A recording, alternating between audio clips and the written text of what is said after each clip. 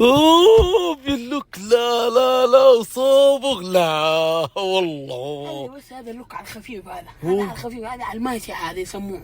أوه. عفوا خليه دي بس يجي البوردنج ايه والسفرية تجهز. ايه يا ولد حتشوف لوكات وحتشوف اطقم. اوف اوف اوف يا الاطقم مع القصة هذه. اوف اوه خليه والله. بس يجيني البوردنج، البوردنج بس يجي في يدي. الاسبوع الجاي ان شاء الله جاي، والله ما شاء الله يجهز عليك. لك اطقم اوف اوف اوف. واحلى قصة.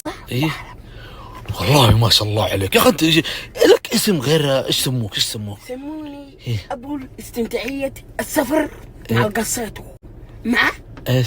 كشيخته. كشيخته. والله عليك والله عليك والله يا اخي وربي عندي طقم نفسي اوريك اياه، بس اخاف من الحسد والله.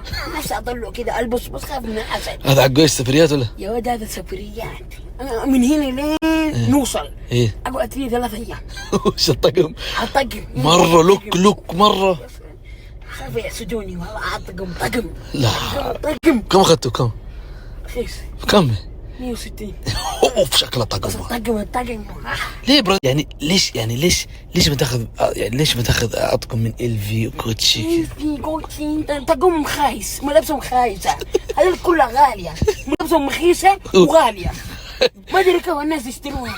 في كوتشي طيب ليش في ايش وشم ايش وشم مره مو حلو. ترى الذوق ماله له سعر، الذوق ماله صلاح في السعر. صح بس انا اخذت طقم إيه؟ في السفرية هذا إيه؟ رخيص جدا. حلو. تدري يمكن اروح المطار يسالوني وين اخذت الطقم هذا. ليه سارق ولا ايش؟ وش؟ اقول كذا هو يقول سارق. طيب كيف ليش؟ انا ايه ليش احكك، وديني يلا وديني. بس لا تخبى اذا قبل نسافر ابغى تروح مع المول، يعني تنقي له. لا انا ما اخش مولات، انا بعد كذا ما اقدر اجي كذا الفي مسجون. في المشبت وما مانيش جابني معك انا نازلني. مساكم الله بالخير يا جماعه. اكتشفت عزازي يكره الرياضه ومستحيل يتمرن، يعني حتى لو تسكنه في صاله حديد، يعني تدخله جوه نادي تسوي له غرفه عشان تسهل عليه موضوع التمرين، مستحيل يتمرن. كذا يكره الرياضه. تو دق علي قال وينك؟ قلت والله قاعد اتمرن.